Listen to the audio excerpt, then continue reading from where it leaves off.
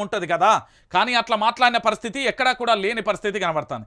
ఎందుకు అంటే ఇక్కడ చూద్దాం అసలు విషయం ఏంది ఏం కథ అనేది ఇక్కడ చాలా ఇక చూడుర్రి. ఏంది అంటే ఓవైపు ఢిల్లీలో కటిఫ్, మరోవైపు అనుభవాలేమి, ఇంకోవైపు సహకరించిన మంత్రులు, ఫలితంగా రాష్ట్రంలో పాలన గాడి తప్పిందనే భావంలో ప్రజలలో మొదలవుతున్నది. దీంతో తాను టఫ్ సీఎం అని నిరూపించుకునేందుకు రేవంత్ రెడ్డి ప్రయత్నిస్తున్నట్లుగా తెలంగాణ విశ్లేషకులు భావిస్తున్నారు. ఈ క్రమంలో తీసుకుంటున్న హైడ్రా ఎటువంటి ఈ క్రమంలో తీసుకుంటున్న హైడ్రా ఏర్పాటు వంటి బూమ్రాంగ్ అవుతుందని పార్టీలో చర్చ జరుగుతుంది. తన స్వభావానికి విరుద్ధంగా ఎంతో ఓపికగా ప్రయత్నాలు చేస్తున్నా అధిష్టానం ప్రసన్నం కావడం లేదు. సొంత పార్టీలోనే తన స్థానానికి ఎసరు పెట్టే నేతలపైన రేవంత్ దృష్టి పెట్టినట్లుగా రాజకీయ విశ్లేషకులు చెప్పుకుంటున్నారు.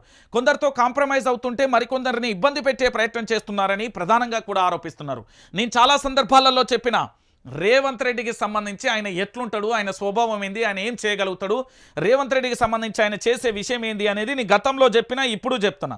రేవంత్ రెడ్డికి సంబంధించి ప్రధానంగా కూడా మీరు ఆలోచించాల్సిన విషయం ఏంది అంటే యనుమల రేవంత్ రెడ్డి ఒకరి ఎదుగుదలను ఎట్టి పరిస్థితులలో సహకరించడు. తాను తొక్కుకుంటూ వచ్చినా అని చెప్పింది సారే నేను కాదు. రేవంత్ రెడ్డి గతంలో మాట్లాడిన వీడియోలన్నీ కూడా భద్రంగా దాచిన. ఎందుకంటే మళ్ళీ మీడియా వక్రీకరించింది, మీడియా మీద నిందేద్దామంటే కుదరదు. ఇది జర్నలిజం, రంజిత్ జర్నలిజం మామూలుగా ఉండదు దీంతో. ఇది ఒక విషయం. ఇక దీనితో పాటుగా ఏంది ఒకసారి చూడుర్రి. ఢిల్లీ మద్యం విధానం పేరుతో తెర మీదకి వచ్చిన కుంభకోణం మొత్తం బీజేపీ చేసిన కుట్ర అని కాంగ్రెస్ మొదటి నుండి వాదిస్తున్నది. పార్లమెంట్లోనూ గట్టిగా పోరాడుతున్నది. కానీ ఇందుకు విరుద్ధంగా రేవంత్ రెడ్డి ఢిల్లీ మద్యం విధానంలో ఎమ్మెల్సీ కవితపై, కేసీఆర్పై తీవ్ర వ్యాఖ్యలు చేయడాన్ని అధిష్టానం తప్పుపడుతున్నట్లుగా తెలుస్తుంది. ఇక్కడ కాంగ్రెస్ పార్టీ జాతీయ స్థాయిలో, నేను మళ్ళీ చెప్తున్నా, తీవ్ర స్థాయిలో కూడా మండిపడుతున్న విషయాన్ని మనం చూస్తున్నాం. ఢిల్లీ కాంగ్రెస్ పూర్తి స్థాయిలో మద్యం విషయంలో పూర్తిగా కూడా అరవింద్ కేజ్రీవాల్ అండదండలుగా ఉన్న పరిస్థితి మనం చూసాం. రెండోది సుప్రీంకోర్టు వ్యాఖ్యలు కానీ, బడేబాయ్ చోటేబాయ్ కానీ, బుల్డోజర్ రాజకీయాలు కానీ ఇవన్నీ కూడా మనం చూస్తూ వస్తున్నాం.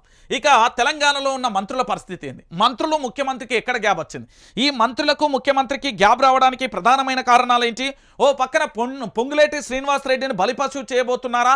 ఇంకో పక్కన డిప్యూటీ సీఎంగా ప్రస్తుతం కొనసాగుతున్న బట్టి విక్రమార్కను ఏ విధంగా హైలైట్ చేస్తున్నారు? దానితో పాటుగా రకరకాలుగా జరుగుతున్న చర్చలను కూడా ఒక్కసారి మనం లోతుగా విశ్లేషిద్దాం.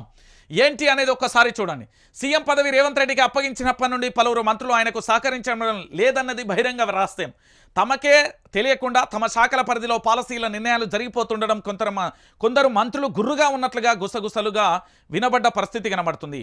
ప్రతిపక్షాలకు అవకాశం ఇవ్వద్దనే ఉద్దేశంతో పూర్తి స్థాయిలో కూడా బయట కలిసిపోయినప్పటికీ కనిపిస్తున్నా కూడా విభేదాలు కొనసాగుతున్నాయనేది కూడా మనం చూస్తున్నాం.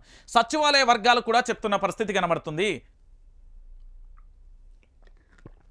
దీంతో పాటు ఇక్కడ ఒకసారి మీరందరూ కూడా ఆలోచించండి.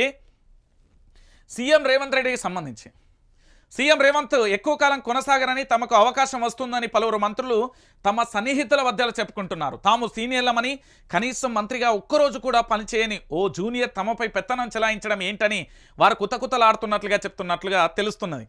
అసెంబ్లీ సమావేశాలలో ప్రతిపక్ష బీఆర్ఎస్, బీజేపీ నేతలు ప్రభుత్వంపై విరుచుకుపడుతుంటే సీఎం తప్ప మంత్రులు ఎవరు పెద్దగా స్పందించడం లేదని గుర్తు చేస్తున్నారు. గత అసెంబ్లీ సమావేశాలలో మహిళలపై సీఎం చేసిన వ్యాఖ్యలకు సంబంధించిన గొడవ జరుగుతున్న మంత్రులు కల్పించుకోపోగా బట్టి విక్రమార్క తన వ్యాఖ్యలతో మరింత ఆజ్యం పోసారని గుర్తు చేస్తున్నారు. ఇంకో 10 ఏళ్లు కాంగ్రెస్ అధికారంలో ఉంటుందని, తానే సీఎంగా ఉంటానని రేవంత్ రెడ్డి పదే చెప్పుకుంటున్న విషయం తెలిసిందే. అయితే ఆయనకు ఎక్కువ కాలం కొనసాగించరని తరచూ ఎవరో ఒకరు వ్యాఖ్యానిస్తుండడం విశ్లేషకులు చెప్తున్న విషయం.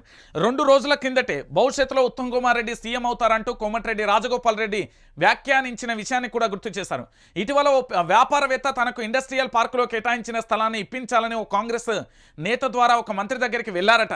విషయం మొత్తం చెప్పిన తర్వాత సార్ ఈ విషయాన్ని ఓసారి సీఎం దృష్టికి తీసుకెళ్లరా అని అడగ్గా ఆయనకు చెప్పేది ఉంది, నేనే సీఎన్ఏను, ఆయన ఎక్కువ కాలం కొనసాగేది ఉందా అంటూ వ్యాఖ్యానించినట్టుగా ప్రచారం జరుగుతుంది.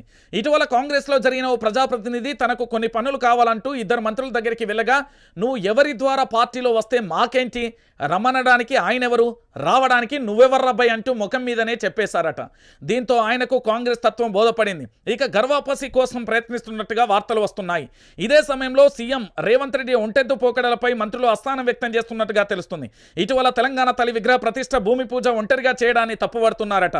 హడావుడిగా రాత్రికి రాత్రి నిర్ణయం తీసుకుని తమను జిల్లాలలో ఇరికించి మొత్తం క్రెడిట్ కొట్టేయాలని భావించారని గుర్రుగా ఉన్నట్లుగా చెప్పుకుంటున్నారు. మరోవైపు ఓ సీనియర్ శాఖ తప్ప మిగతా శాఖలన్నీ బిల్లులని జనవరి వరకు పెండింగ్లో పెట్టాలని మౌఖిక ఆదేశాలు జారీ అయినట్లుగా తెలిపారు. దీంతో ఒకరికి ఇద్దరు వెసులుబాటు ఇవ్వడం ఏంటని మిగతా మంత్రులు అసంతృప్తి కూడా వ్యక్తం చేసిన పరిస్థితి కనబడుతుంది.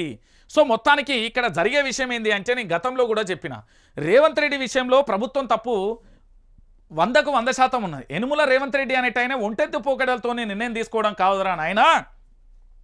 నేను చాలా సందర్భాలలో రేవంత్ రెడ్డిని హెచ్చరించిన, చెప్తే ఆయన ఏం చేసిండంటే పాపం రంజిత్ నా ప్రభుత్వాన్ని ఎక్కువ బాణం పెట్టి AK-47 లెక్క గాలుతుండు అనుకున్నాడు. కానీ నీ ప్రభుత్వం తప్పుదారి పోతుంది, తెచ్చిన ప్రభుత్వాన్ని ఎవడు గూలగొట్టడు, నువ్వే గూలు చేసుకుంటున్నావు, జాగ్రత్త అని చెప్పిన. అయితే ఇక్కడ విషయం ఏంటి అంటే మీకు చాలా క్లారిటీగా చెప్తా, ఇక తెలంగాణ భాషలే చెప్తా.